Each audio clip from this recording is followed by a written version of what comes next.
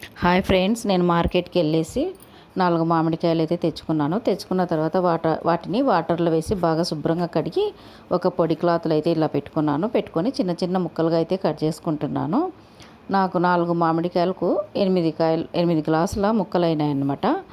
మనకు గ్లాసుల కొలత ప్రకారం అయితే 6 గ్లాసుల మామిడి ముక్కలకు 1 గ్లాస్ కారం, 1 గ్లాసు ఉప్పు అయితే సరిపోతుందన్నమాట. నేనైతే వీటికి పల్లి ఆయిల్ వాడాను.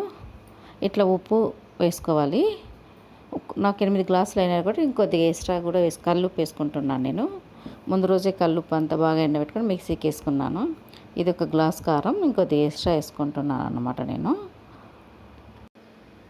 ఇందులోనే మనము ముందు రోజు ఆవాలు మెంతులు బాగా ఎండబెట్టి వాటిని మిక్సీకి వేసుకొని మనం ఇట్లా వేసుకోవాలని కొద్దిగా ఆవాల పొడి, కొద్దిగా మెంతి పొడి, కొద్దిగా మనము పసుపు, ఇంగువ కూడా వేసుకోవాలి. ఇంగువ మనకు బాగుంటుంది అనమాట, టేస్ట్ కోసం బాగుంటుంది. కొద్దిగా పసుపు కూడా వేస్తున్నాను నేను. ఇక్కడ నేనైతే నువ్వుల నూనె వాడట్లేదు, ఓన్లీ పల్లి ఆయిల్ మాత్రమే వాడుతున్నాను. పల్లి ఆయిల్ని వేడి చేసి చల్లార్చిన తర్వాత వాడుతున్నాను అనమాట. వెల్లుల్లి వేసేస్తే పిల్లలు తీసి పక్కన పడేస్తారు. అందువల్ల దాన్ని కొద్దిగా అట్లా కచ్చపచ్చగా దంచి వేసాను అనమాట.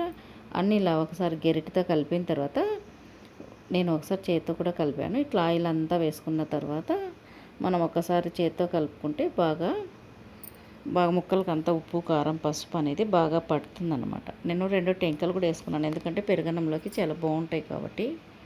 ఇట్లా మనం అంతా ఒక్కసారి బాగా కలిపి ఒక ప్లాస్టిక్ డబ్బాలో కానీ లేదా పింగాణి అంటే జాడీలో కానీ తీసిపెట్టి 3 డేస్ తర్వాత మనము వాటికి ఓపెన్ చేసి చూస్తే మనకు ఉప్పు, కారము, ఆయిల్ అవన్నీ ఏవైనా సరిపోయినాయి, ఎక్కువ తక్కువ ఏమైనా చూసుకుంటే